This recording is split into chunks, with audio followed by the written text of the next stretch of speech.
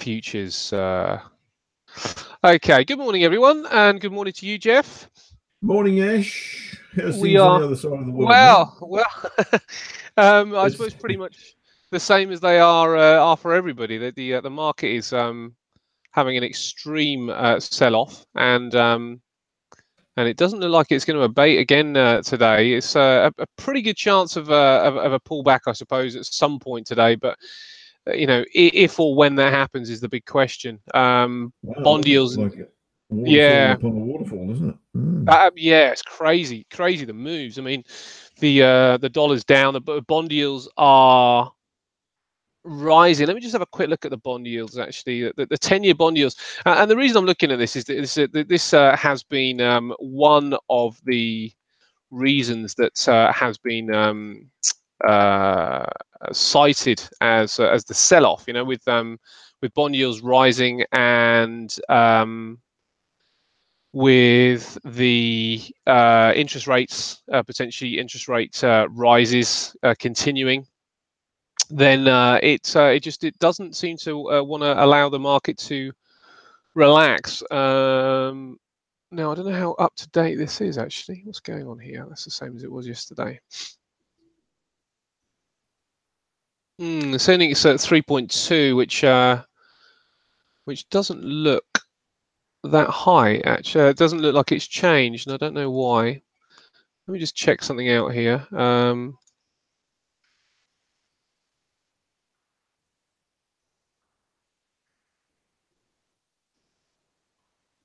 Yeah, I mean the thing is, bond yields are the highest that they've been for well over 5 years. I mean, I've only gone back 5 years. Let me just check. 20 years. Okay, so they're higher than they have been for since 2011. We are at those high bond yields. So I might have thought it'd go back further than that, but okay.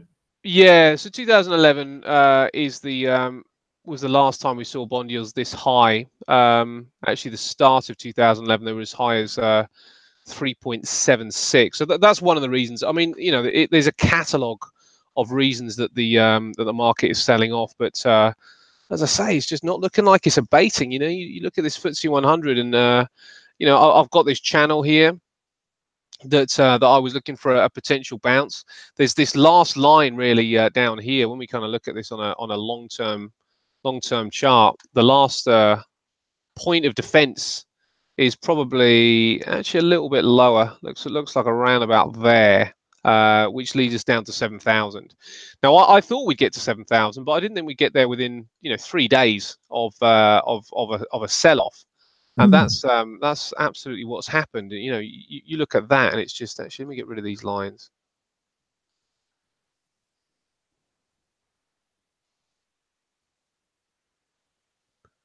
So we're down here with this. I'm just going to kind of put this into a little bit of context so you can see what's been going on throughout the global markets. Let's just have a look at this on a daily. So this is the Nikkei. The Nikkei has been again selling off today. It's just having a little bit of a respite as we speak, as we go into the European Open. Hang Seng gap down this morning, and it's just managing to hold down there. Let's check this on a longer term time frame as well. Doesn't look like we are quite at a place that it's going to hold if it does. I mean, these are monthly charts, and we've got some time for this stuff to pick up. Obviously, with it being a monthly chart, but where does this end right now? And with no specific catalyst, I just don't know. I don't know where it can end. It's been absolutely crazy, isn't it? That's maybe the next point of call. Possibly looks like that level looks a little bit more. Actually, looks like we may be at a point where this could actually start to hold a little bit. So that's the Hang Seng. This is Spain drifting to the downside. Actually, nowhere near as ugly. Let's have a look at the China 50 as well, which is that's a monthly chart. So let's bring this up on a daily. Again, gapping down. Looks like a potential area of support down here, but does it support? Where does it stop? Looks like that's the level, and we're right on top of that right now again. Let's bring into play also the yen. Dollar yen has had a sell-off. I thought maybe it would hold at this particular area, but that wasn't able to happen. It looks like it's just having a bit of a hold here. Could be a shade lower even with dollar yen on these daily charts. It doesn't look like we're quite at an area that I suppose there is an area along here that it may hold up just for a little while. So, do we see a little bit of respite today? That's the big question for me, mate. And I don't know the answer. Look at the Dow yesterday. Huge move to the downside, big gap as well. So Dow futures are lower as well. This is the Kakaron. Kakaron also gapping lower. The FTSE 100 we haven't opened up, but I kind of cite this point down here, as I said earlier, as a potential target for some further downside. That was the S&P. Sorry, that wasn't the Dow futures I just brought up. This is the DAX. This is the DAX. So the German market is again lower. The Dow is maybe having some respite. Again, are we at a point that we could start to see just a little bit of a hold? And when you kind of bring up trend lines, there's a potential for it to come down even further. This we are at an area, but when I think about it, we were in an area here. We were in an area here. Going over the top here. Yeah. Well, this is the thing. I mean, certainly so far, it's certainly appearing that way, isn't it? As I say, that this line is probably the last stronghold, the last potential point that this could hold, and these are just looks like it might actually attempt again to hold up here. So very, very difficult to go with my philosophy of trying to go long in the market. This is crude. Let's compare this also to the pound. And the pound, we have strong moves to the upside on the weekly, managing to hold out pretty well. That's that news that we had a couple of days ago that they're very close to a deal is certainly helping to boost the pound, but without anything specific. Do we again? We are at a potential point, a potential swing area here, I suppose. To come back down again. If you look at the cycle on that chart, it's higher highs and lows, isn't it? Really? Yes, it is. Yes, it is. Yes, it absolutely is. But this is the definite point, isn't it? It breaks through this point and is off. This is. We spoke about that yesterday, and I said I couldn't see that not being tested.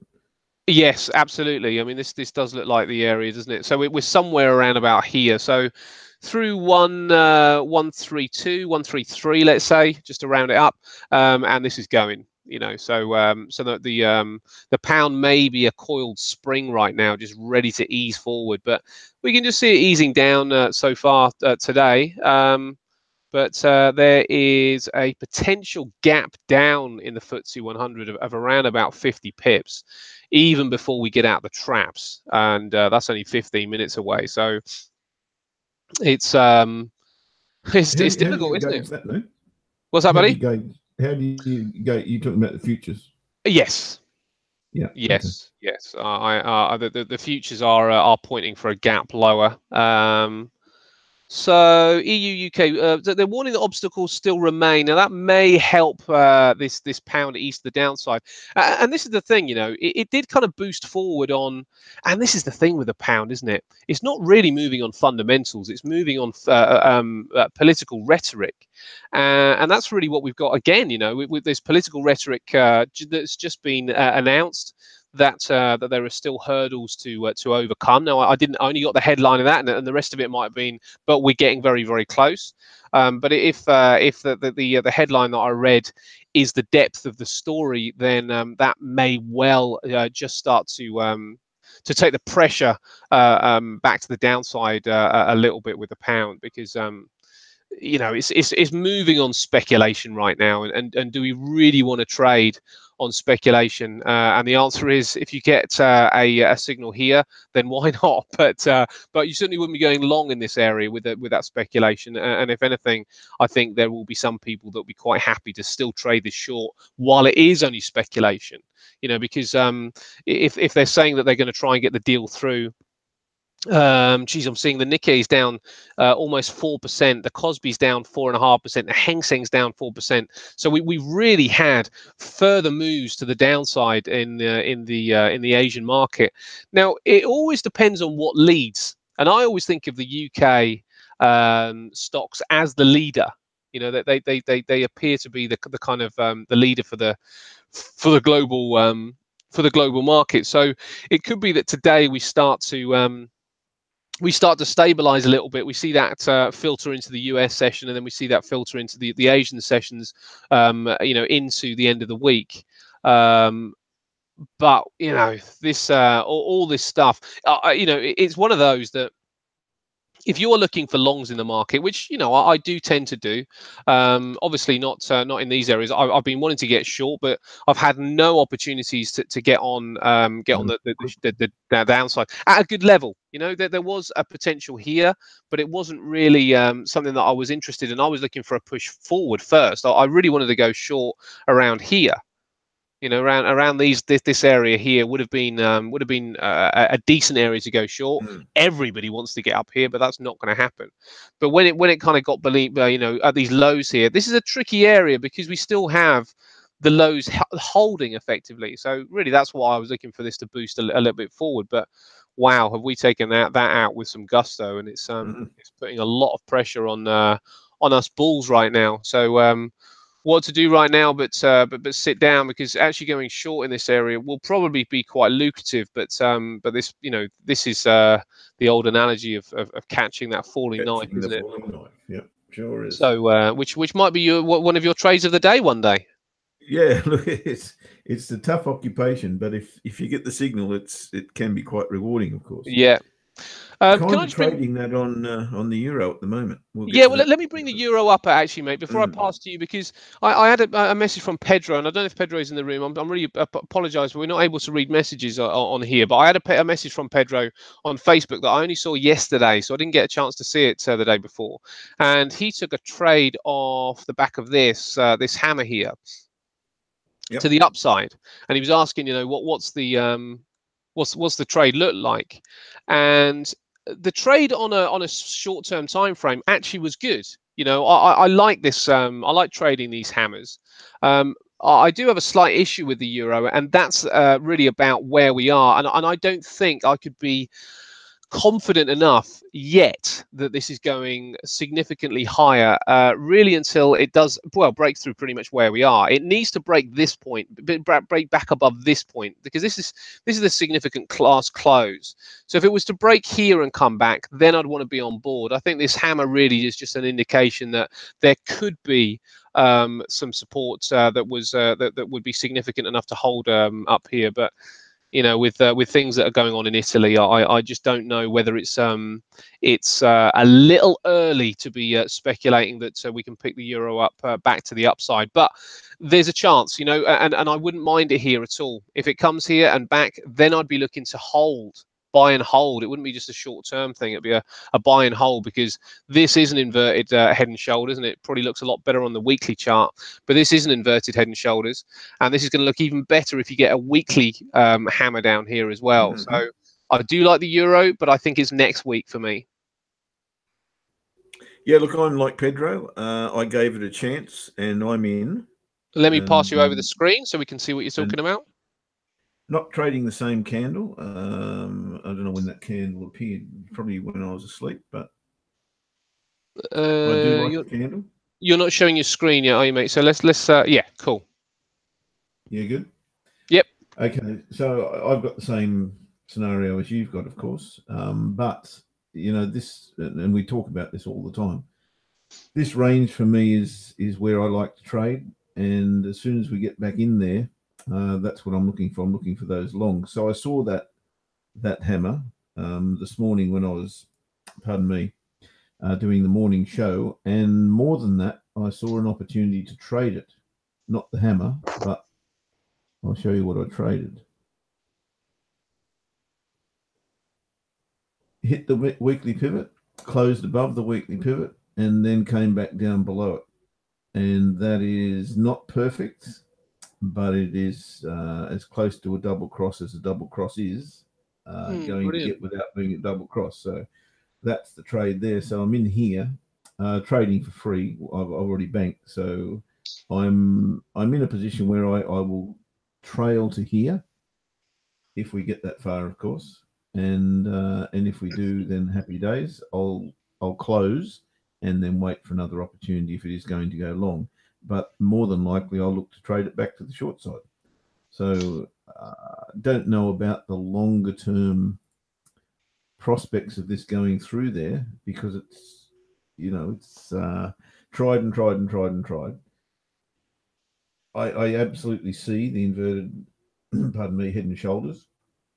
But I only see a trade to here at this point, and then I'm not too sure. So I'll wait at that point and maybe get back in a little bit later. I think this was an extremely risky trade to take, and I said that this morning. I said this is a high-risk trade, and the reason it was a high-risk trade is because of the entry level. We were trading at the weekly pivot, and there's tons of support and resistance to suggest that this is not a good place to enter the market. With these lows here, the monthly pivot of last month, these highs here, you're trading straight at a level of resistance. Now, to trust that to break is a leap of faith, to be absolutely frank with you. But that said, I could see this happening. You could, and this is probably where Pedro was getting the hammer from. You've got a bullish engulfing bar here, so you've got a legitimate reversal bar, and that's the hammer, I guess. And then you've got the higher low, which is sitting here, and then I get another signal that says this is going. Now, my preference, most definitely, and still could happen, would have been for the market to come down and test the daily pivot, then go. But I said this morning, I don't want to miss this because there's plenty of profit here if it actually goes now. So I went in light with the prospect of a daily pivot test, and if we got a reversal bar off the daily pivot, I was going to double up. That could still happen. And if I do get that opportunity, I will still go there, but it'll be a new trade now because I'm trading the stops already, and the stops are here under. Oh, that's great, mate. So you're actually looking to scale in with this one? Yep. Because I thought that was the better trade down here. Yep. But yeah, I didn't want to miss it. So if it goes, then I've got nothing to complain about, of course. And if it goes before I was in, then I would have something. Well, not complain, but you know that little feeling you get is, damn, I should have taken the risk. And these are high risk trades, as I said, something that you just don't really do on a regular basis, unless you've got good reason to believe that you've got a second entry.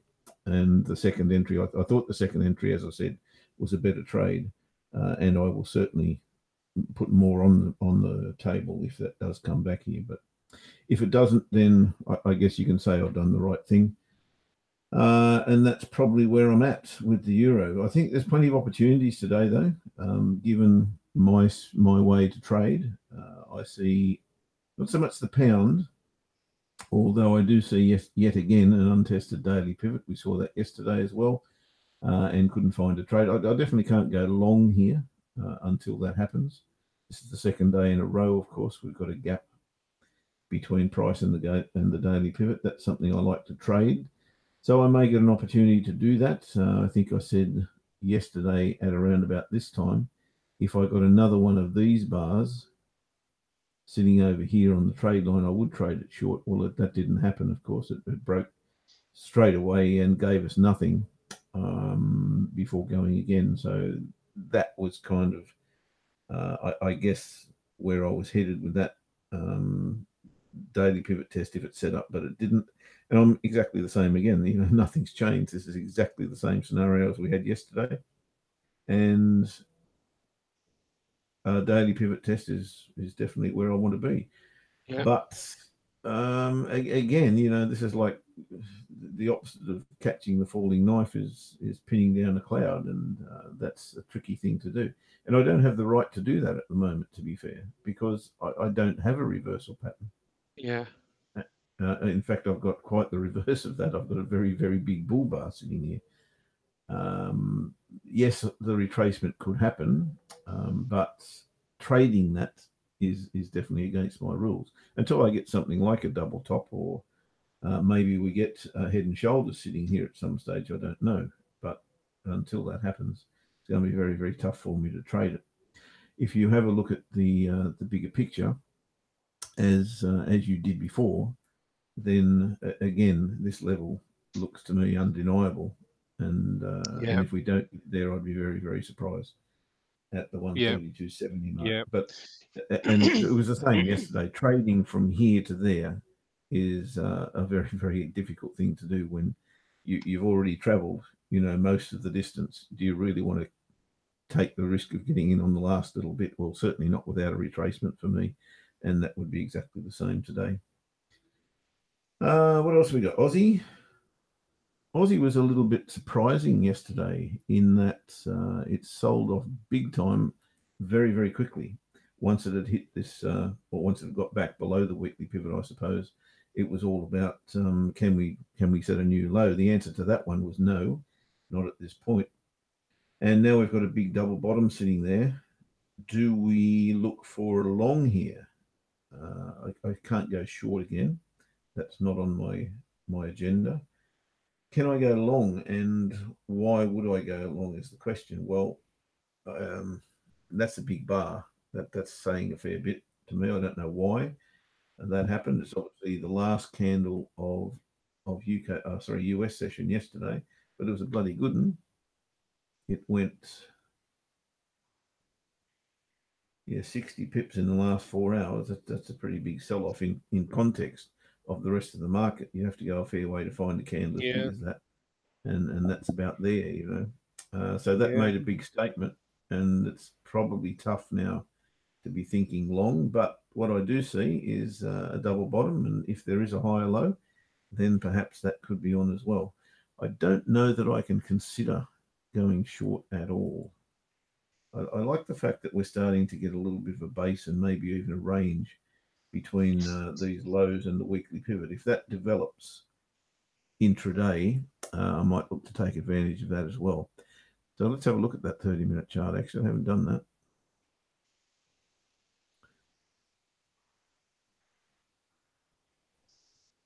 Yeah, it's a bit thugly. I don't really see a great range in there. There's probably this to consider. We'll start with the bottoms and work our way up, see what we can find. Yeah, it's not great. If I use my imagination, I suppose there's two tops there. Yeah, it looks like there's a little bit more room, doesn't it? Yeah, we'll keep it. I mean, with the dollar selling off as it is, then you know, even the Aussie's got a benefit at some point, surely. Even the Aussie, you're right. It's been a fairly big race to the bottom for the Aussie. And where are we at? 70, up towards 71, aren't we? Look, I think this tells the story that price doesn't want to go anywhere away from the daily pivot at this point. And I think I'm with that. I don't want to trade away from it either. I'd rather trade to it than away from it in this situation, because I don't see which way this is going to break. There's a case for it going back to this level. There's a case for it going down to that level. So I can't make a case for a definitive way to trade this. So I think I'll wait until it does hit either here or here before I look to trade it. So it's probably best to move on. Pound yen, however, is pretty clear, and it has been in a range for a little bit, as you can see. And unfortunately, it's dead set in the middle of that range at the moment. The one thing I suppose that's in the a directional bias favour is that we're underneath both these pivots, giving me the impression that these bars here are the dominant. That'll be the dog. Sorry about that. That's all right. Are the dominant features. And hang on, I'll just close the door.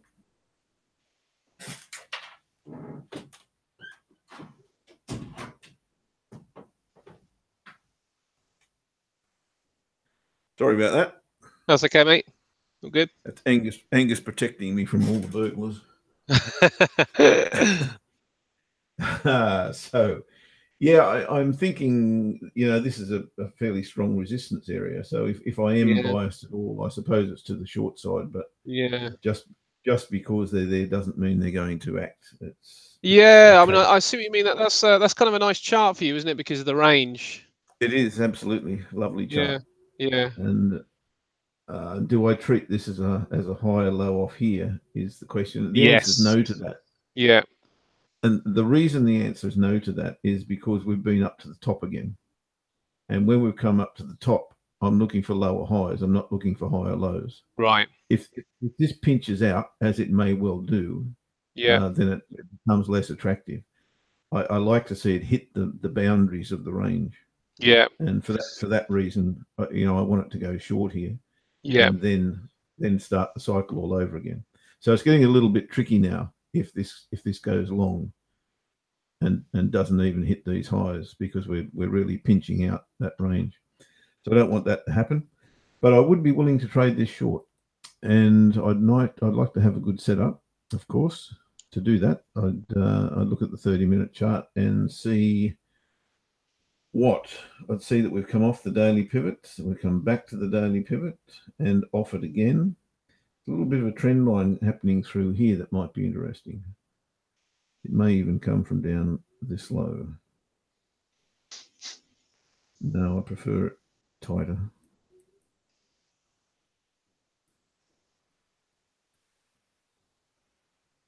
So there's an indicator for me. I'd like to see this candle close, and it looks like it's going to pretty much on that line. If we were to get a bullish bar that follows now, even a bullish engulfing bar would be good. I think there's room for me to trade this and take some profit before the low of the day. Yep, plenty of room there. Stop now, please. Stop on the line. And that would be okay for me. But if it gets too far down here, I've got a bit of an issue. It looks very bearish, though. It looks willing, doesn't it? Looks very willing to go. Do you need to trade the open, mate? Or no, I wouldn't think so. Yeah, pretty unlikely. We're likely to get a big gap down, which we have got. So let's see if this can recover really today, or whether we just kind of tank. I'll just show you what we got. Sure. So this the market has opened up down here straight away. Just looking to see if it can hold this area. So obviously got this gap that it may or may not close. And as I say, the issue is that this area down here is probably the key point down here. So we'll have to see what happens down at that point. But no, there's nothing specific. But I just wanted to show you the very, very start of it, and this gap down appears to have happened. Now this, you see, it's tricky actually. It's got to get really above this get above this low here. Oops. And it's going to have to get above that low just to kind of get us to the potential next level. But it's been, apart from this area, there's been no respite. For 6 or 7 trading days. One day yesterday where it just kind of like hit a little bit of a channel, but aside from that, it's just been absolutely hideous, isn't it? But yeah, just got to wait. I'll pass you back, mate, and let you finish what you're doing. Sure, mate. I was just having a look at the euro, and it's gone 20 pips in a minute, so that's interesting as well. It hasn't sustained it, but it's gone there. Screen come to me.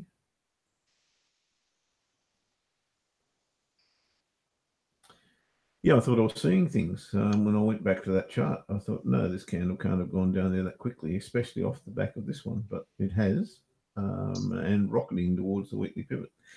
Obviously, if it gets below there and takes my stop, my trailing stop, I'd like it to go to the daily pivot and then set up. I just want to quickly look at the others. Nothing there. this one's the one we stopped on, and that's okay. A bull bar here gets me a nice setup for a short. So that's what I'm looking for here on pound yen. That's probably going to be our first opportunity to get into the market. The Aussie yen, which absolutely confounds me at the moment. I thought I was all over this early in the week, and yesterday this happened.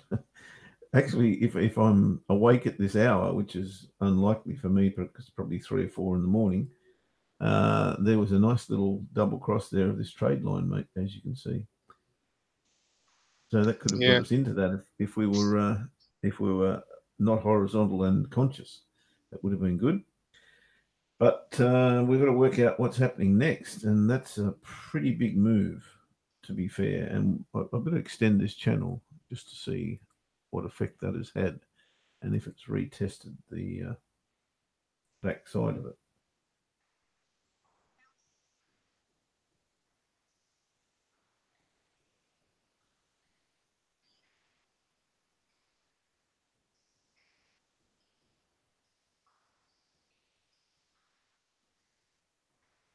Yeah, interesting. Okay, that's for me on a on a much smaller scale. This is a massive scale, a false break of this channel, and even tradable under here. But wow, do I really want to jump in the market short there? I don't think so, especially without an untested daily pivot above me. 40 pips. It's only it's a 4-hour chart, but I've only got 15 pips up my sleeve here, so too dangerous to take that position there. This is ugly. I can see the need for pullback to the daily pivot, but can I trade against that is the question. Let me have a look at the 30s again.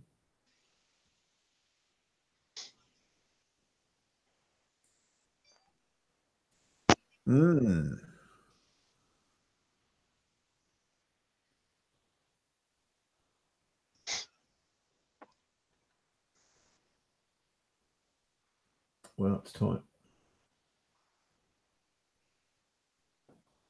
Yeah, don't really like it, I must say. A little sneaky trend line through here as well. Yeah, look, I'll have a look at this when this candle closes. It may be that I can sneak along in here. It may be. Yeah. We'll take a look in about 25 minutes and see if I can call that one. Euro yen, this is one that I was hoping to find an entry on, and very, very similar to the euro, of course, coming back into a range, and thus far coming back out of a range. So it's not giving me a great signal there. The range, to be fair, is very, very tight. It's only a small intraday range. So it's probably not that significant. Maybe even we're thinking new lows here. I don't know. If we get back above the daily pivot and find a higher low, I'd be happy to take it. I don't think I'd be happy to take a higher low here, though, at the moment. I think I'd like to see this matched again before I got any real sign of a bullish nature, or gets back into this range and then gives me the higher low. Then that would be okay. I bought EuroCAD in today, but it may even be too late. The reason I bought EuroCAD in is because we've gone straight to the monthly pivot here on a bull run. On the back, I think mainly of oil coming off. So CAD weakening on oil coming off a little bit. I don't know how oil's going. Yeah, it's coming down to the pivot as well. So there's a probable bounce here for mine on oil, which should drive EuroCAD lower. So that's what I'm kind of looking for. But it may be that I'm going to get the chance to do that by the look of that bar. We'll see. On the smaller time frames, there may be an opportunity to trade this short to the daily pivot, and that's what I, of course, will be seeking to do. Let me see. Wow. I think it's going to have to appear from nowhere, because there's nowhere from it appear. Oh, there's probably one chance if this becomes a low and we do get a pullback off there, then we might be able to find a little trend line through here, maybe through here. But if that doesn't become a low, then I think there's absolutely no chance to trade this at all from my strategy's point of view. So it is the euro. If we get to the daily pivot, I'll be looking for a trade long, jump back in. The Aussie, I'll wait till we get to either side of the range. And pound yen, a bull bar now is just been destroyed by the little bit of a sell-off, because what it means now, if I were to enter here short, I've got absolutely no room for profit. So that's a little bit of a ruination of a potential setup. What I may have to do is get price back up to here before I do look to trade now.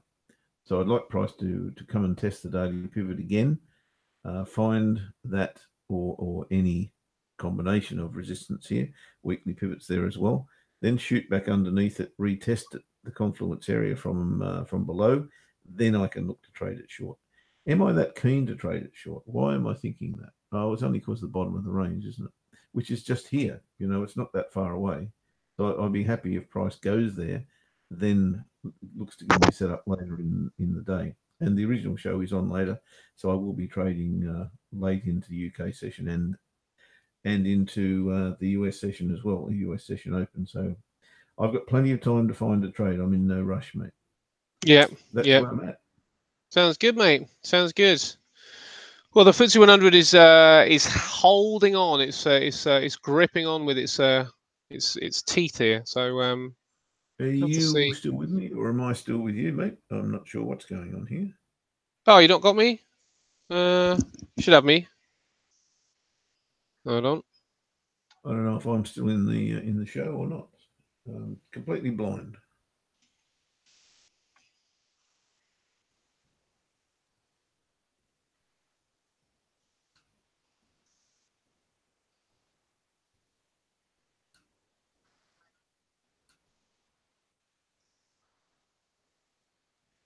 Okay, I guess I'll just keep going and assume that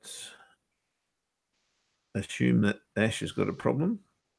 And what we'll do is we'll have a look at what's going on news-wise. See if we need to avoid anything or exactly what's happened thus far today. It is October the 11th, and let's refresh that page. Thus far, we have had Carney speaking a couple of times today. What's going on with him? Panel discussion about fintech at the International Monetary Fund's annual meeting in Bali. I think Ash was flagging that one yesterday. So let's take a look at the second one. Will be the same, I should imagine. I don't think he's gone too far from Bali, although it's not that far away from Australia. It's still a fair way from the UK, so I don't think he'd be home in time. Although he might have a quick jet, you never know. Is he still at Bali? Yes. So a couple of chats he's having in Bali, and of course, always has the potential to make the market move. What else is going on? We've got the ECB meeting accounts from the meeting that was when? Fortnight ago? Thereabouts. Later in the day, we've got CPI figures coming out from the States and the Treasury currency report, which is tentative.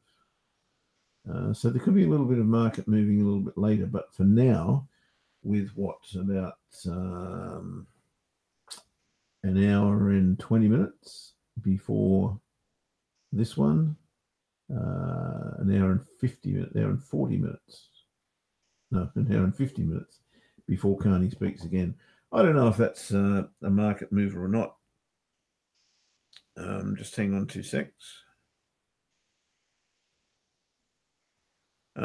Answer is no, Ash. I can't hear or see anything. Can't see me. I'm just chatting along, hoping that I'm still on air. And yeah, there's not much I can do from here except do that, because I have no control over anything, sadly.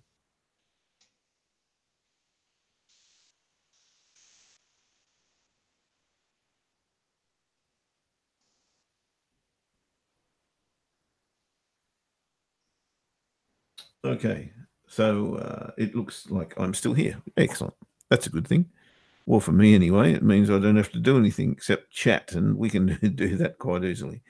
Righto, so let me look at the bigger picture, guys, and see what we can find. In terms of the euro, I said before that this was the better trade. If price comes down here and tests the daily pivot, then gives me a reversal bar, that would be the better trade.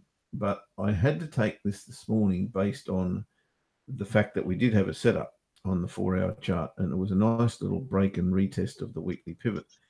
Not as great as I would like to see. So I really like to see a whole lot of candle on both sides of the pivots when I do take those trades, but it was kind of there, and I didn't want to miss it, as I said, because there's tons of room to take profit up here. It may be that this continues and just shoots up and tests the monthly pivot, breaks it, comes off it, whatever the case. There's a whole lot of scenarios, of course. But as I said, I didn't want to miss that. If I am true to myself, I'm really not expecting to win out of this trade. And I know that sounds completely weird and strange that I should be in a trade and not expect to win. Well, I can't lose. Now I'll have a slight win, but I'm not expecting to get to here without a daily pivot test at some stage. And for that reason, I'll look to double up at that point. If it does go, then obviously happy days. There's nothing to complain about, of course. But my analysis says we will get a daily pivot test today. So if on the 30-minute chart, I have a good look at that and I see an opportunity to trade to the daily pivot, then that's something that I must do. At this point in time, I don't see any reason or way to do that under my strategy, except one of two ways. Oops, that's not what I want to do. What I do want to do is put a line here.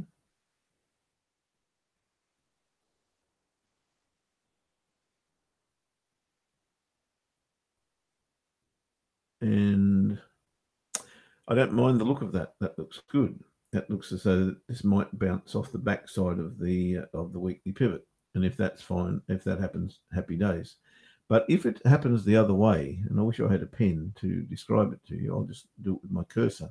If it happens that price does come back and closes underneath the weekly pivot, then retests it and the trend line rather at the same time, then I will look to trade it to the daily pivot. This is the 30-minute chart, of course, so a completely different trade to the 4-hour trade, and then look to trade it long. Now, if I trade it You long see me on now, a 30 mate? minute, I can hear you now, mate. Oh, great, Yep. great. Okay. Yep, all good. Yep, you are on. So I was just talking about the euro and making the crazy statement that I don't really expect to win out of this trade that I'm in. I mean, I can't lose and I can't. I will win. It'll just be small or big, one or the other. But my real thoughts are that we will get a test at the daily pivot today, which will take me out of the trade in profit, and that's fine. And then look for a 30-minute trade or a smaller time frame trade long. But look what happens here. If that actually occurs, we're putting in a neckline here and potential right shoulder for a reversal. So nothing's really clear here except that this range is now being retested retested from the bottom side.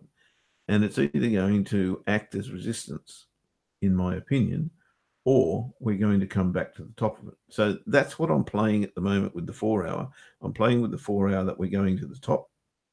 But on the 30-minute, it will be a completely different story. Still long, still looking to play along, but for completely different reasons. And it'll be interesting to see if and how that pans out. As I said, if it goes from here, no harm, because we can only win money, and that's not a bad thing. And that makes this completely fictitious. But that's the scenario that I'm actually looking at. And I think if I'm honest with myself, that's what I see happening today. I see price coming to here and bouncing back to here, giving us a potential reversal to go short, which is all very interesting. And as I say, make it up as you go along. But it's not really that. It's analysing as you go, as we said yesterday. Yeah. And that's what I see. Yeah. So the euro is still of potential interest for you there. Have to say, yeah, well, I'm in a trade long, so it's interesting for that reason. But I can definitely see the potential here for a daily pivot test, and I'm looking for that. And if it happens, I'll trade it, or if it sets up, I'll trade it. Yeah. Well, let me show you what we got with the FTSE. So the FTSE has gapped down this morning. It's attempting to putting a little reversal bar here. This could be a classic morning star, and this is what a morning star really is. You know, morning star is when you get the gap. And if this bar ends up as some sort of hammer or doji or something like that, and then we get a push back into this area, and it's going to end up more than 50% into this area, that's going to be a fairly strong signal that we're going to get a rally from this point. So there is a chance that this holds on. I think. I've still got a bit of an issue with this area, and this is what I'd really like to see tested. I'd like to see 7,000 tested. It seems a little no man's land where we are, and plus the fact. Now let me just make sure that I've got my pattern right here. I don't know why this keeps turning up, but let's see. Plus the fact when we kind of bring in a weekly chart, I'm not sure whether that's that good.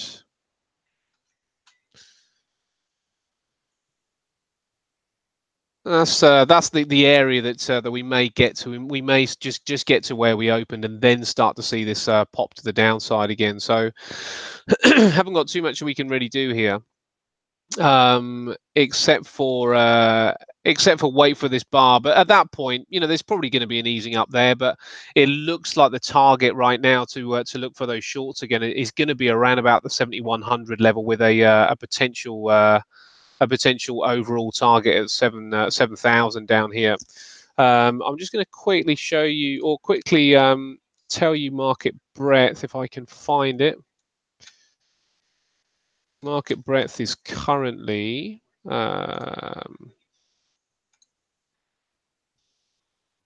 15% of stocks are posting positive numbers. So most stocks in this particular area are to the downside, and I don't really I don't see too much in the way of that changing. So certainly not a time to go long. You know, that's going to have to switch around.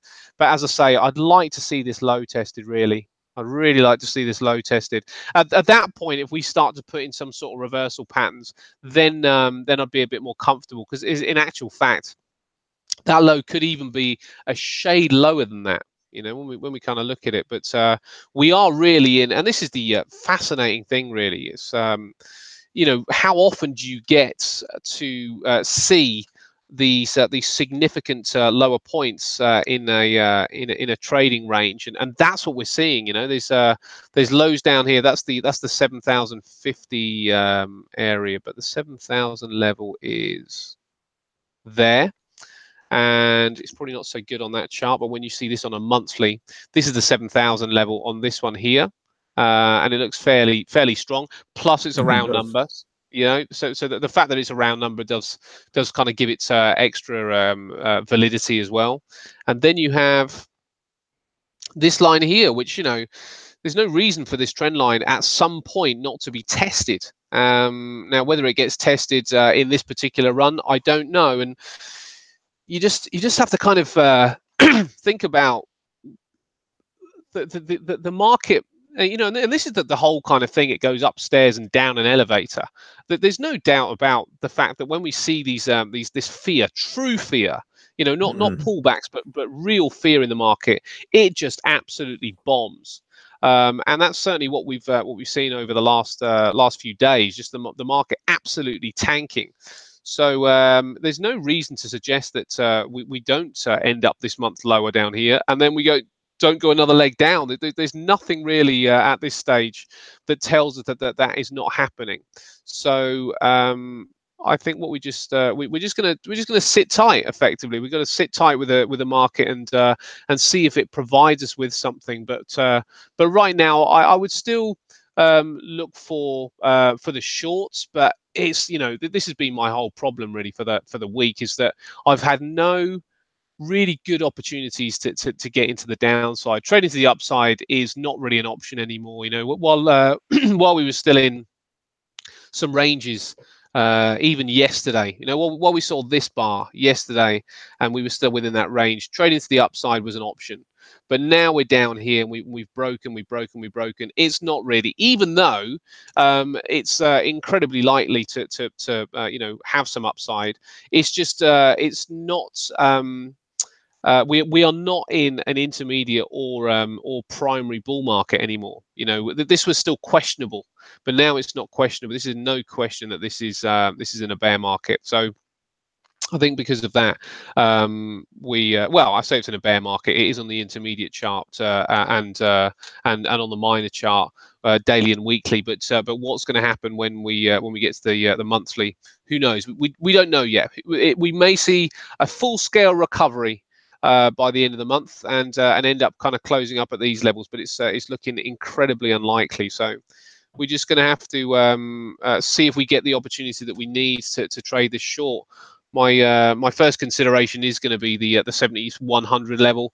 Second one will be around about the 7240, and then if we can get as high as 7300 and possibly 7420, then all the better. But we are definitely looking for the shorts now and just see what happens. You know, just see if we can get on board. But interestingly, the news would have changed by the time that happens. You know, this is what's going on now. What's going on now is that the market is sinking because of you know, all the elements and all the aspects we've been talking about for the last few days: the pound, trade tensions, rising treasury yields, the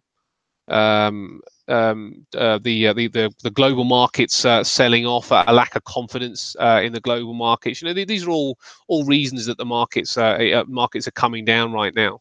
So so what's going to, you know, so by the time that if it does get up here, will things have changed significantly enough for us to actually have changed our perspective? And that's the question, isn't it? Really, how and what will change? Yeah. You can think of the Brexit decision. That's one. Is Louis' impeachment threat yet?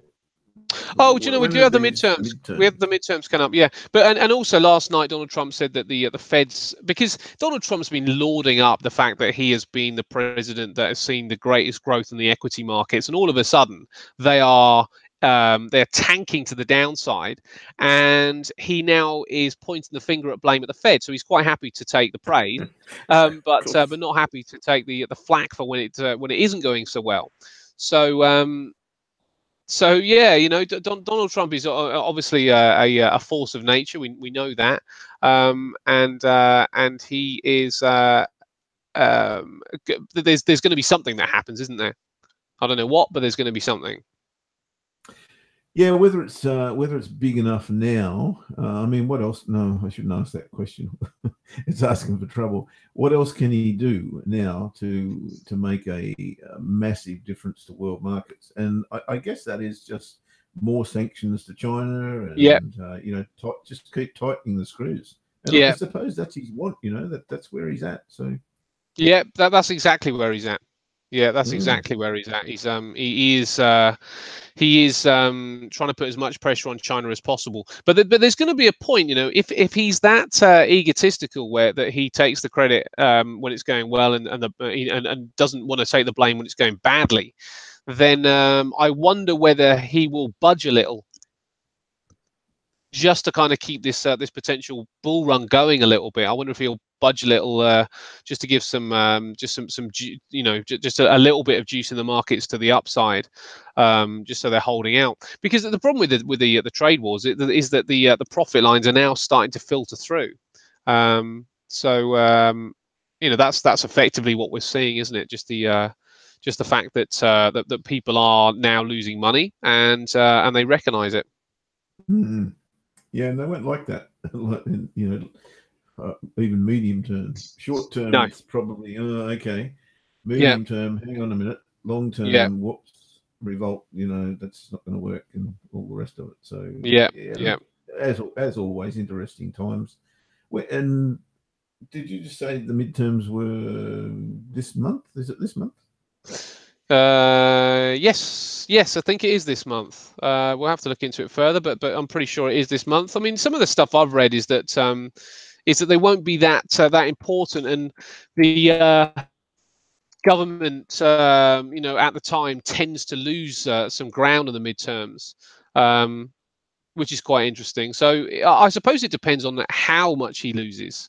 How much ground, if any, how much ground he ends up losing, because just like a data release with the markets, when the data release is a significantly different number, that tends to move things around a bit. But if they're if they're kind of close, then would it do that? So yeah, I don't know. I don't know if that'll play that huge a part or not, but we will see. We'll see what happens with that one. We're getting some beastly candles on the Yeah, let's have a majors. look, mate. Yeah, Let's have a look, because that's where we are on the half-hour markets here, half-hour closes here. I'll just pass you back the screen, but I haven't got anything just as yet. Should be there now. Yep, got it. Yeah, so doji time on the euro, and it looks to be very, very close to a perfect doji forming here. That doesn't help in any way, shape, or form, certainly in that context where it is. So really, there's going to be absolutely guesswork to work out what's going to happen next. But that said, if I'm seeing this and I'm not in a trade, then I'm thinking, yeah, potential bounce here is probably quite strong. But I still think the daily pivot is where, if I am to get long on a 30-minute basis, the daily pivot's definitely where I want to get long. There's no question about that. So I don't think there's going to be any change there. We're not at the top of the hour. There's no point having a look at the hourly candle. So there'll be nothing to do here as soon as this closes, which is imminent now. Cable. It thought about giving me what I asked for, but then it changed its mind. And again, this is a very doji looking bar. And, I guess we can expect that in the first candle of a session. And that's primarily why I don't like to trade them too much. They're pretty much indecisive bars. And it's something that I just don't like to do. So that's no trade again for me. That may be interesting to some people, but not to me. If I get a bull bar now, that it's a little bit tight really, because if I were to enter short here, then I'm trading straight into the low of the day and an untested daily pivot on pretty much a hiding to nothing.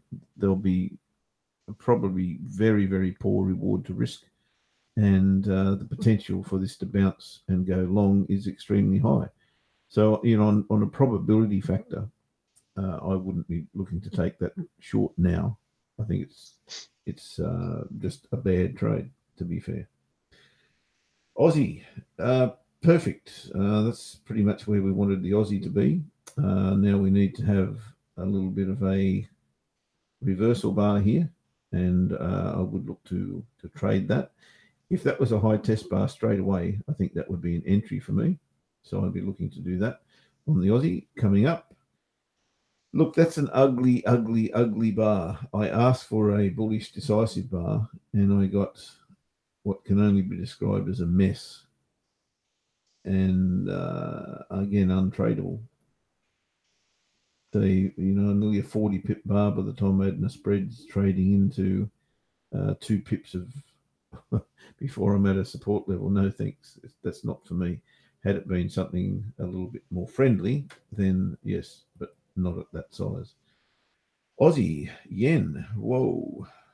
I guess I can't say that was unexpected given what happened yesterday. But what happens next is important. A bear bar here that beats well into this candle, so 50% into the candle at least, I would get interested in a long here. Yeah, that'd be a nice sized candle, trading into plenty of room for profit. So we'll take a look at that one at the top of the hour. A little bit disappointed that we didn't get a setup off this line. As you know, I was looking for a bear bar here. Had this been a bear bar, then I would have traded it long there, as I said. Obviously, the horse is now bolted on that one, which is a bit of a shame, but it may give us a second chance. Candles here on Euro Yen aren't too friendly. I'm on the hourly chart, should be on the 30. Let's try that one.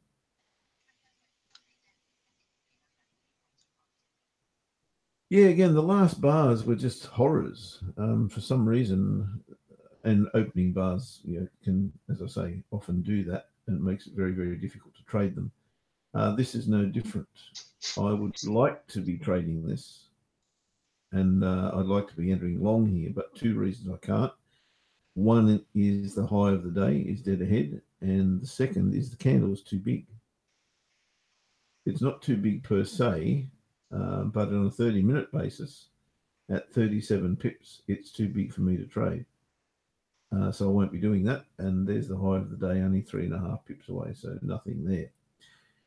EuroCAD. If EuroCAD were to give me another, I think I said this yesterday on the pound, if I would see another one of these over here, then I'd be dead keen to take this short. The other scenario, I wouldn't, however, at that time, unless, of course, something dramatic happens and I get a double top in the meantime, because I can't trade this counter trend unless I've got some form of reversal bar, as I said, and a chart reversal, as I said, and I simply don't have that. So I can't trade EuroCAD either. So I'm stuck on my hands, wanting to see something that gets me interested on not so much the euro, because I'm okay on the euro. I don't want to really trade it until it gets down to here, or it breaks and retests this confluence area. Then I'd look to trade it to the daily pivot, but not before. So yeah, I'm a little bit stuck, mate. Reversal bar here is probably the best opportunity we've got of a trade in 25 minutes from now. Yeah, well, I'm having a look across the board as well. The because I'm gonna have to step away from this this FTSE for a little while. So I'm just having a look across the board, just some other potential markets, and I thought quite an interesting one for us. Maybe to talk about gold a little bit, because gold has seen again maybe a bit of a reversal bar kind of coming in off the 4 hour sorry, off the 4 hour market here. And let me just see where the pivots are on this as well. Yeah, really nice bounce off the pivots here. I don't know whether that would be when you look at gold, it's smashed through the monthly pivot as well. But when you look at gold, do you see the this as a potential setup? You know, that the bar down here, the push to the upside, the bar here, the bounce. Would that be something that you'd be interested in? You know, knowing about the pivots and the way that you like to trade those. What chart's that one, mate? This is the 4 hour. This is the 4 hour on gold. Yeah, I'm just looking at the hourly. I'll go to the 4 hour and have a look. Certainly, from what we were talking about on Tuesday, this is a good price to get into gold. When was it? 2 days ago. Yeah. Where the reversal actually began, and you can see the double bottom there. You've got a nice green hammer. Well, actually, it's got a tail on it, hasn't it? So it's a bit of a spinning top, but that was a nice signal. And then you've got, I've got a trend line going up through there as well. And then you've got the. Oh, let me see. Sorry, mate. We're talking about gold. You're talking, and you haven't got the screen. So you take the screen. Let's have a look. Okay, same chart as you. Yep. And we had your screen. Oh, there it is. Yep. And this trend line I've got coming up through here, double rejection. Yeah. Tweeze the bottom, if you like, if you want to call it that. Then the higher low, but there's no real. Oh, I suppose that bar is. Is that the bar you were asking about? The show me one more time. No, I actually was thinking about the the hanging man that came off the monthly pivot. Oh, here. Right. Yeah, would Okay. that be one that you would go above? You know, because it's bounced off the bounced off the Yeah. DP. Not really. And the reason would be this bar is very, very strong. I'd want to see another one after this one, I think. And I'm always of the opinion that I'd like to see separation. Now, separation for me means pulling off a trend line like this. Yep. So Yep. that separation there, you've got a gap. You've got a gap here. There's no gap here between those two bars. So it's something I don't like to trade. I like to see a genuine pullback, and that over a few candles, you know, before I look to jump in. But I think there was probably a trade in here somewhere.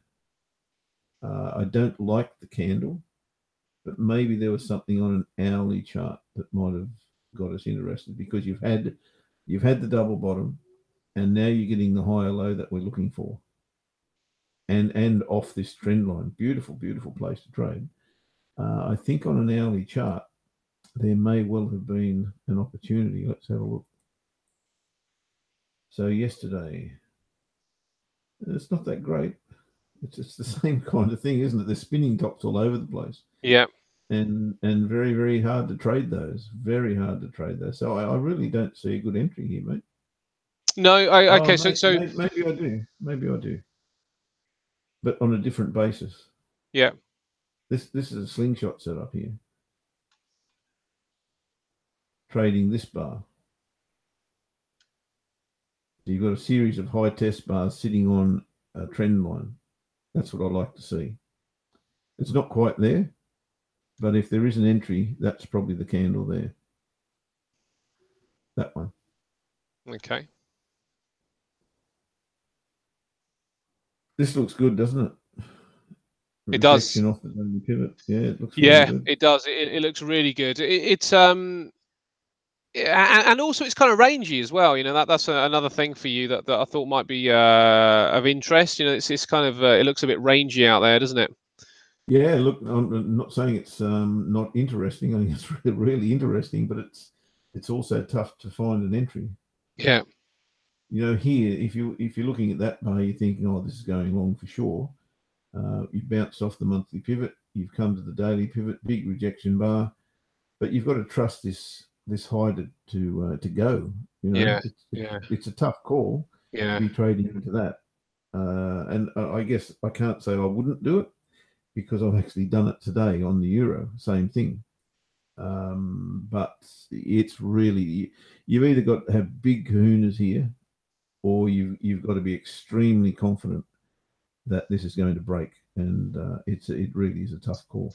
Yeah, I mean, I was just thinking as well with gold. You know, we've got gold is the kind of inflation hedge, isn't it? It's the traditional inflation hedge that that people like to go to. It's also has been associated with being a safe haven as well, but that doesn't seem to have particularly materialized. You know, when we see kind of what's happening with the dollar yen. I haven't really seen the same sort of thing with gold. I think the issue that I've got, just to grab the screen back a real quick time, is that this area here is going to need to we're going to need to get back above you know, this particular area for me to be really interested in gold. But there's a bit of room there. There's a weekly chart, so there's a bit of room to get back up there. So whether we can actually start to pick up a proper trend here. Gold has not reacted the way I thought it would at pretty much any point this year, and all it's really doing here is kind of carving out a range. Is that a bottoming range?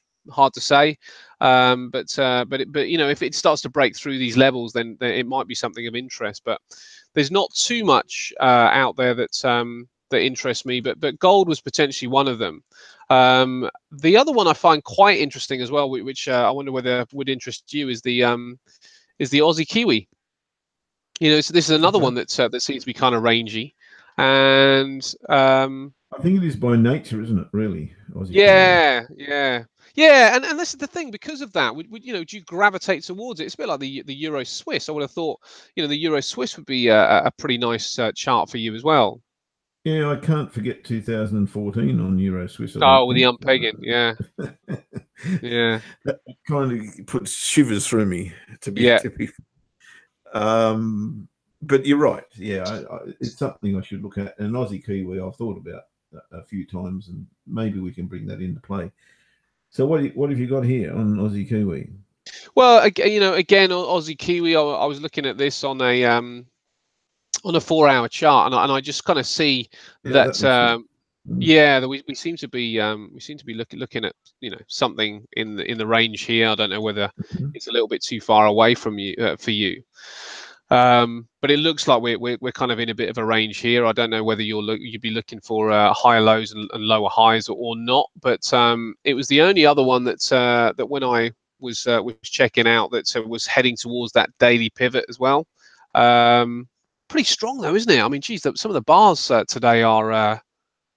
What was I looking at? Sorry, this is the wrong chart. Aussie Kiwi. Yeah, this here pretty strong. And that's come off. No, it hasn't really come off the bottom. That's the problem. Yeah, When you've got a range that's defined and you're dead set in the middle of it, it's sometimes a bit of guesswork. But if I look at that, then the bar three back. So yeah. I'll pass you the screen, mate. It's okay. Yeah. okay. Well, I haven't got a chart up. Hang on a sec. I'll grab one.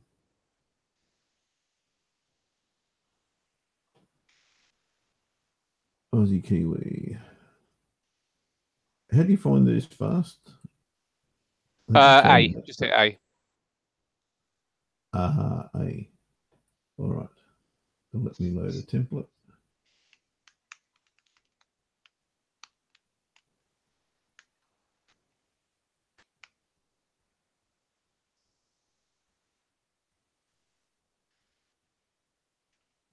Okay, let's do it.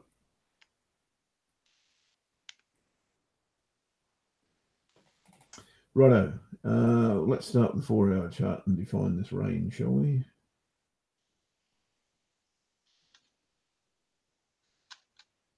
Yeah, it's a pretty good one.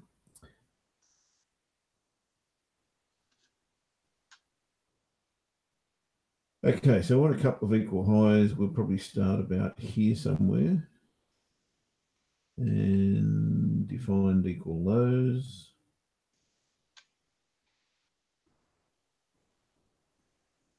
Maybe in there somewhere. That's good enough for now anyway. The issue, maybe I'll bring this up here. That looks a bit better. The issue is when you've got a situation where this is the top of the range, this is the bottom of the range, and you're dead set in the middle, it really is guesswork as to which way we're going next. Yeah, yeah. And I find that very, very difficult to call. Now, as I said before, you can call this a higher low from these lows here, but we've already been to the top. And once we've been to the top, I'm not looking for a higher low. I'm looking for a lower high. Yeah. So I've got to get to the bottom again before I'm looking for a higher low. So although this technically is a higher low than these, it's not in sequence for me. The sequence for me is trade from the bottom to the top, off a higher low, and trade from the top to the bottom, off a lower high. Yeah. And as soon as I've been to the top, the only thing I'm looking for is lower highs until I get to the bottom. And when I get to the bottom, the only thing I'm looking for is higher lows. So until I get to the bottom, I'm still looking for lower highs. Yeah. Does that make sense? Yes, it does. Yeah, yeah. Yeah, completely. It really is the only way that gives me clarity. Otherwise, I'm seeing higher highs and lower highs and higher lows all over the place. Yeah. And this comes into that category because it is a higher low. There's no question it's a higher low. Yeah. But it's out of context for me, so I'd have to leave it alone.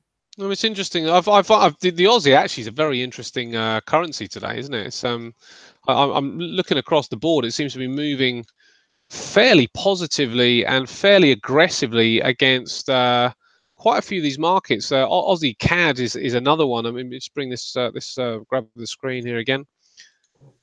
Aussie CAD's another one. Looks like this is on a 4-hour chart. It looks like it's a potential area of resistance here, and let's bring this up.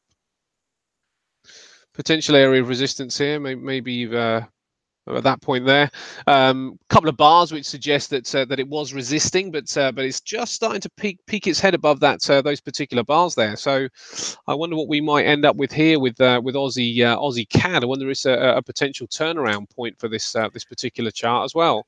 Look, I'd absolutely be biased in that direction, as I said before, with oil now at the monthly pivot. It must be very, very close to the monthly pivot by now. Yeah. Well, it hasn't quite tested it, but it's coming off it, in my opinion. That's going to strengthen the CAD, I should think, and therefore weaken Aussie CAD. So if Aussie CAD's at resistance, then I think that's probably a good opportunity. Yeah. Yeah, well, yeah, a good opportunity for the resistance. But what do you think about this potentially turning around here when we look at this monthly chart, and we would have to wait the month, but on the monthly chart here, we're right on a support level. Right on top of a support level. Looks like we could be putting in a hammer down here as well at this particular stage, only halfway through the month. But it's going to be interesting to see how the month ends, isn't it, with this particular bar going on? So if this bar holds and ends up being pretty much what it looks like now, that could be quite an interesting area to try and pick this this Aussie CAD back to the upside, couldn't it? As next year kind of comes in, into focus.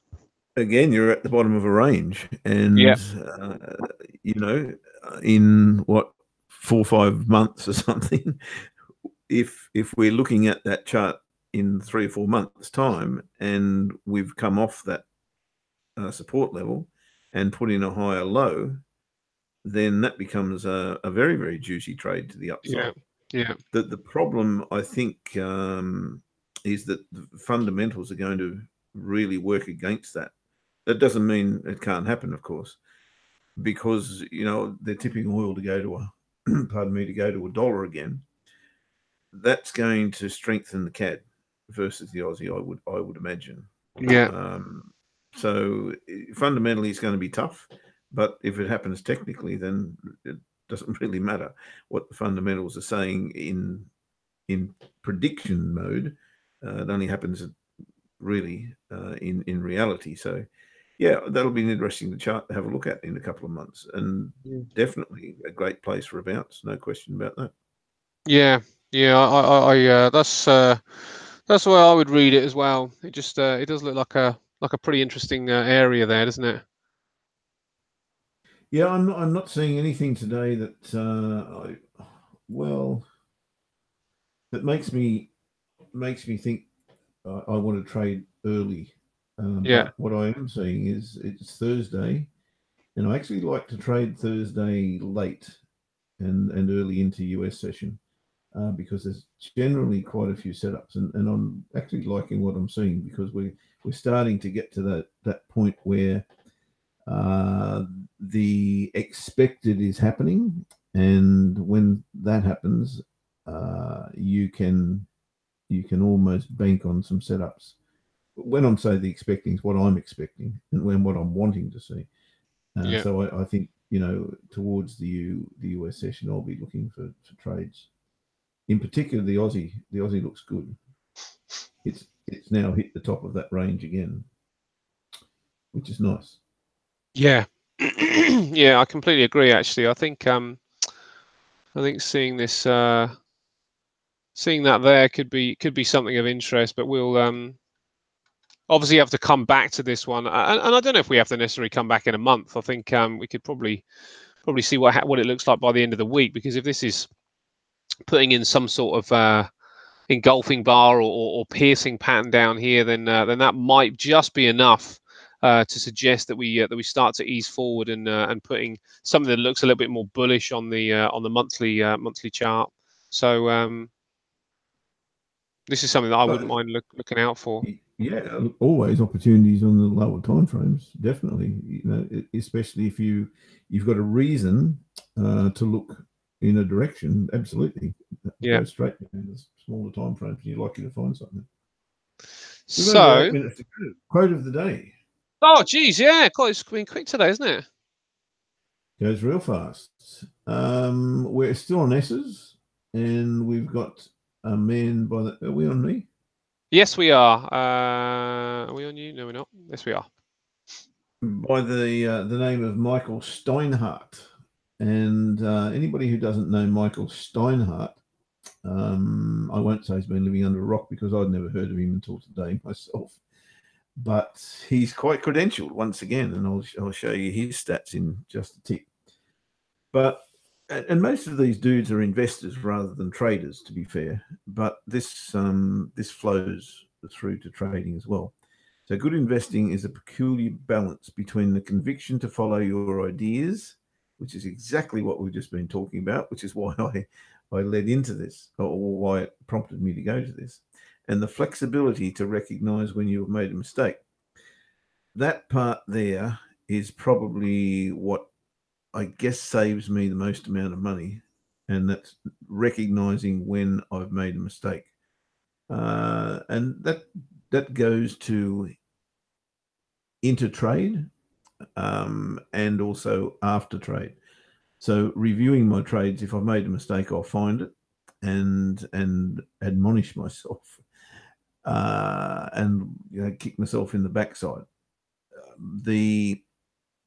The interesting part about mid-term trades or mid-trade, recognizing that you're wrong, probably needs to be pre-programmed as well, like we spoke about yesterday. If you go into a trade, you should recognize that at some point, if the trade goes against you, there's no way back. And you have to recognize that point, and you have to be willing to close that position at that point. That's a tough thing to do because, as forever hopeful people, we're thinking, oh, it'll turn around, it'll come my way, it'll definitely go my way. And you hang on and you hang on and you hang on, recognizing that tipping point where if you're long, you're wrong, and if you're short or bought is very, very important. I like that. I've never heard that before. I make these things up, mate. If you're long, you're wrong. If you're short or bought. Yeah, a bought, yeah. Like it. Well, that a lot. There's plenty of times when we're sitting in front of the chart and nothing's going on. So yeah, I should have written all these down years ago. I know, but I think you should be you could be a YouTube sensation where you become a trading rapper. Just rapping, rapping things like that. I think we need to write a song with the dog in the background going. Woo! Well, yeah, there's one of my favourite bands is a band called Jane's Addiction, and the very, very start is a song called Bean Caught Stealing by them.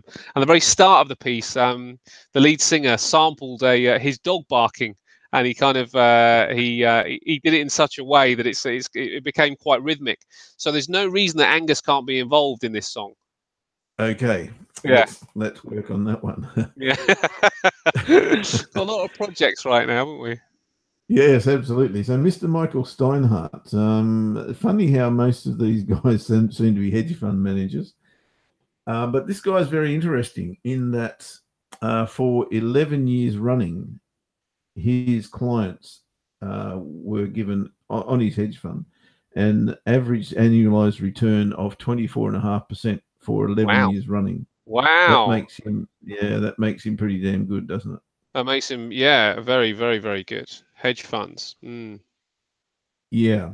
And that wasn't trading $43 billion, but actually, I don't know how much he was trading at that point, but he gave it away for a while and came back and created this Wisdom Tree Investments Fund, and he's been trading $43 billion under management with that for a while. I'm not sure if he's still doing that, but he's a guy that is of Jewish heritage, and interesting how many financial wizards are Jews. Yeah,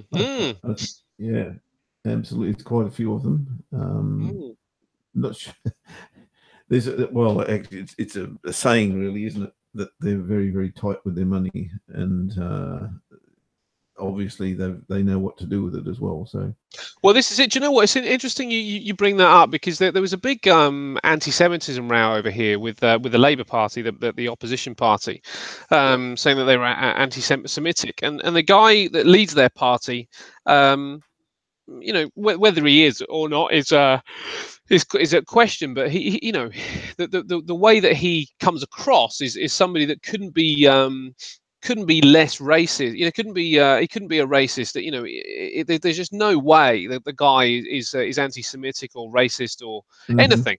You know, he's very, very gentle natured, and he's seems to be a green guy, and everything about him seems to be about world peace.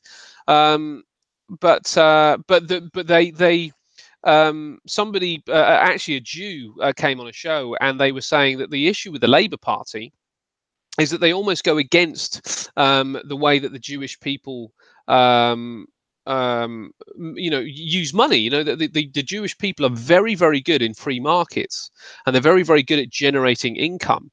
So you know, because the Labour government's all about socialism and actually to a point at their core, you know, against the free market principle, actually they don't suit that kind of party, which is I thought was really interesting, a really interesting point, that you know, it doesn't necessarily mean just because a culture doesn't fit with a party that, you know, that the party all of a sudden becomes anti-Semitic, but it is actually against the beliefs that that Jewish people tend to have around money, which makes them, as I say, very, very good in free markets, and very, very good.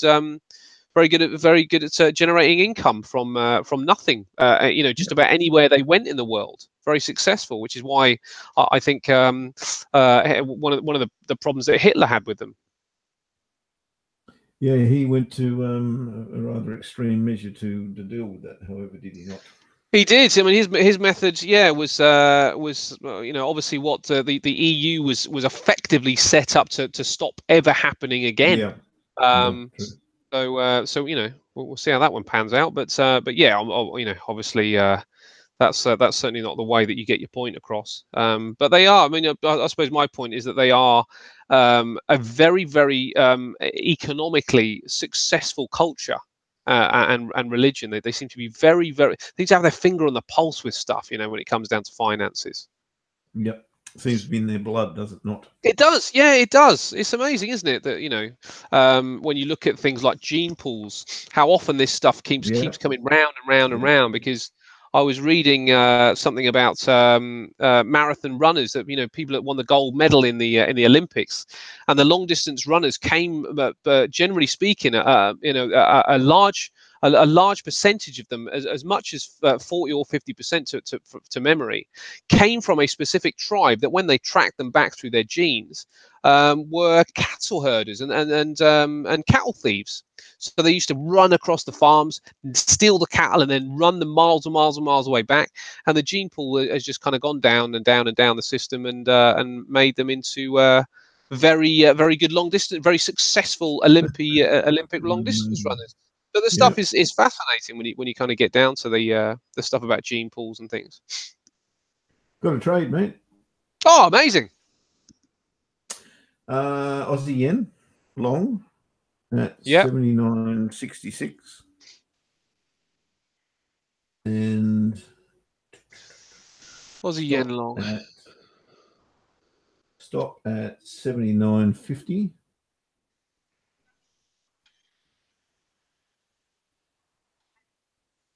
Oh, why this is so slow today? Quick. You're going long at 79.56. Yep. And where's the stop, mate? Sorry. At 79.50. Oh, okay, tight. Half a lot will do on this one. And I hate that when that happens. Half hour. Yeah, 30-minute chart. Oh, I gotcha. Yeah. You recognise that one, mate? I think I do. Do I actually? Maybe I don't. I know what I should be recognising, but let's see. Oh, yes, I do. Yes, I do. Now I'm on the right time frame. Sorry, this is taking forever.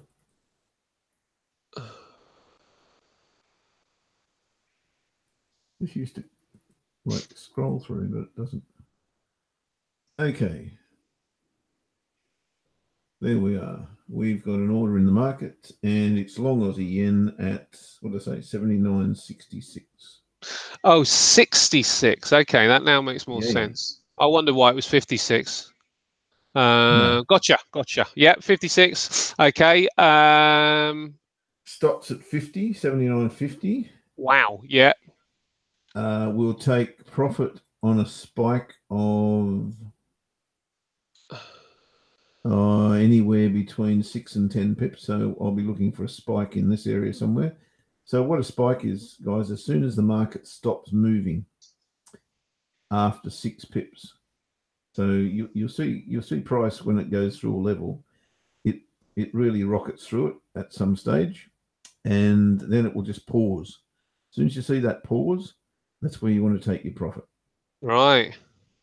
So you're really looking, the description of the ball that people talk about. You're looking for that ball to be thrown up into the air, and as soon as that ball meets what's the Zenith, word? I think it's called.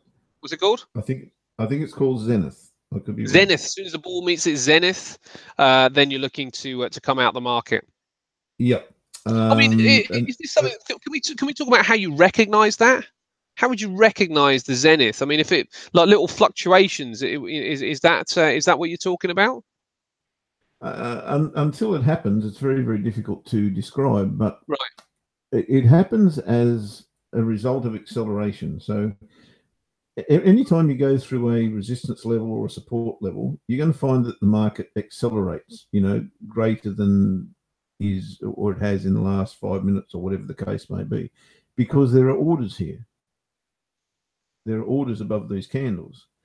And if you're at a strategic level, that's what happens. And that's why I'm looking for acceleration here. As soon as that acceleration stops, the market will just pause for, I don't know, half a second or a second or whatever the case may be. And as soon as that happens, that's where you click exit or take half of your stake off the table. Yeah. That's how you recognize it. So Okay. I can't describe it in any other way. It's just an acceleration. Often it takes 2 or 3 goes to get it, but I'm not talking about accelerate, take 1 pip off the table. I put a line on my chart where I want that acceleration to go to. And in this case, that's going to be, whoops, I didn't grab it. In this case, that's going to be, what's my entry? 66. Add spreads 2 pips 68. So I want 74. So there's my level. As soon as the market hits that and pauses, that's where I take my profit. Right. So it might rocket through here and not pause till here. Yeah. Perfect. Yeah. But it's got to get to that level first. So as soon as it hits that level, take profit. Sorry, as soon as it hits that level and pauses, take profit. If it rockets through here, wait till it pauses and then take profit. So does that mean you don't set a take profit area? Not when I'm trading manually, no. Right. Quite happy to watch the market and see if it'll do what you want it to do. Yes, and I get very lazy and trade with the trade manager, and I shouldn't do that on a 30-minute chart because that's not the way this strategy is supposed to work. This strategy is supposed to work on that spike. Yeah, it's all about that spike. Yeah, and that spike gets you safe. Yeah, because that spike may well be the highest it's going to go. Right. and so you need to have something in the bank at that point. Yeah, I like that. Hmm. Cool, Yeah, nice one. Very good, very good. Okay, well, I guess we'll shut up shop and see what gives for later. The FTSE 100, just a quick update on that, is having further pressure here, and it certainly appears that we're gonna see these this 7,000 level. I don't know whether we will, but it's certainly looking like this point will be seen now. I mean, that's actually 69.84, so it could be a little bit lower, but it looks to me like we could see that 7,000 level. We've got a gap down with a little bit of a spinning top down here on the hourly. Certainly not a reason to buy, but I'd like to see if it can just ease one more time down here, and then see what gives, and see what happens down there. I don't know whether we've got. Yeah, I mean, the other thing is that the indicators are embedded, and embedded indicators make it a pretty hard read in the way that we are trying to look at these. And let me just quickly show you what I mean by embedded. Embedded is when it goes below the typical ranges it sits in. So when we see 30 and 70%, and the range becomes embedded, then oversold or overbought is pretty negated. You know, it becomes a very, very difficult signal when it becomes embedded, and almost pointless. You know, the momentum indicators become pretty pointless at that particular time.